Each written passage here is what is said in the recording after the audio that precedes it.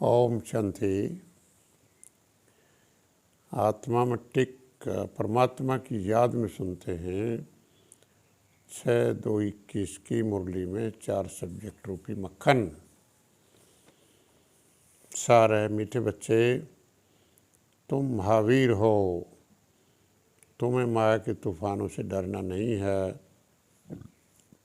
एक बाप के सिवाय और कोई भी परवाह न कर, पवित्र जरूर बनना है।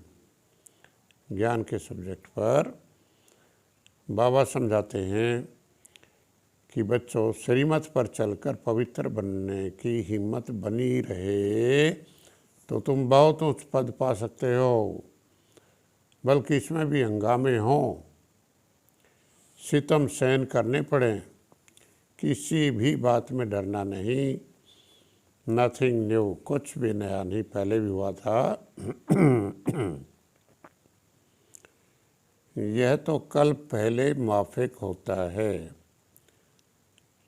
बाप जानते हैं सारी क्रिएशन इस समय पतित है। सारी रचना बाबा ने जो पवित्र बनाई थी सब पतित हो गई है। मुझे ही सबको पावन बनाना है। सब पुकारते हैं, हे पतित पावन लिबरेटर आओ, तो उनको तरस पड़ता है। रहम दिल है ना। पतित तमोप्रधान पुरानी सृष्टि भी बननी ही है। नई दुनिया गोल्डन एज, पुरानी दुनिया आयरन एज सदैव तो रह न सके। ये सृष्टि चक्कर है। देवी देवताओं के राज्य की फिर से स्थापना हो रही है। बाप भी कहते हैं, फिर से तुमको गीता ज्ञान सुनाता हूँ। तुम बच्चों ने अनेक बार राज्य लिया और फिर गवाया है।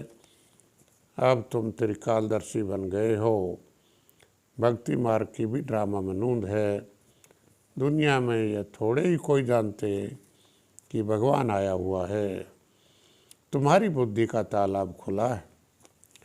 जन्म बाई जन्म फीचर्स बदलते जाते हैं। तुम्हारी रूप जो अभी है फिर कल्प के बाद इस समय होगी। बाप आए हैं तुम बच्चों को स्वर्ग का लायक बनाने। कल पहले मिसल नरक का विनाश तो होना ही है। बाप को कहा जाता है ट्रुथ, सचखंड स्थापन करने वाला। वही सारी सृष्टि के आदि मध्य अंत का सत्य ज्ञान तुमको देते हैं। मंजिल बहुत भारी है, प्राप्ति बहुत ज़बरदस्त है। तो एक अंतिम जन्म पवित्र रहें तो बड़ी बात नहीं। हम एक बाप के बच्चे हैं तो आपस में भाई बहन हो गए और दादा से वर्षा लेते हैं। तुम उनको अपना वारिस बनाएंगे तो वो तुमको 21 जन्मों का वर्षा देंगे। बच्चे कहते, बाबा ये तन मन धन सब आपका है। आप बाप भी हो तो बच्चा भी हो। उनको कहा जाता है सर्व का दुख करता सुख करता। सतयुग में 5 तत्व भी सुख देने वाले होते हैं। कलयुग में 5 तत्व तमोप्रधान होने के कारण दुख देते हैं। भगवान ने तुम बच्चों को एडॉप्ट किया है, फिर तुम बच्चों को बाप श्रृंगारते भी हैं। गुणों से शक्तियों से बाबा हमें श्रृंगारता भी है, धारणा करवाता है और पढ़ाते भी।